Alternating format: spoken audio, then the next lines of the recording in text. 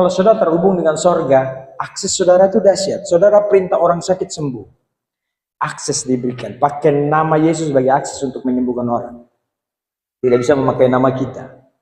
Nama kita tidak ada kuasa. Nama Yesus yang lebih besar. Ketika kita pakai nama Yesus, saya katakan sekali lagi, setan akan tahu bahwa orang ini adalah orang milik kerajaan.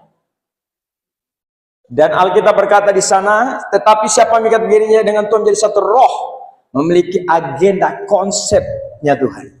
Jadi agenda konsep kita adalah kita menjadi orang yang baik, kita melakukan kebaikan, kita melakukan hal-hal yang dituntut oleh kerajaan, amanat agung yang memberitakan Injil, bersaksi, berdoa orang sakit. Haleluya. Kita lihat ayat selanjutnya di sana. Kita baca bersama-sama. 1, 2, 3, Yohanes 14 ayat 3. Dan apabila aku telah pergi ke situ dan telah menyediakan tempat bagimu, aku akan datang kembali dan membawa kamu ke tempatku, supaya tempat di mana aku berada, kamu pun berada. Dan kemana aku pergi, kamu tahu jalan ke situ. Kemana aku pergi, kamu tahu jalan ke situ. Kenapa dia bilang begitu? Karena yang pegang kunci, kita pegang kan? Dia udah kasih kunci sama kita kan? Minggu kemarin saya katakan Tuhan kasih kita kunci kerajaan sorga.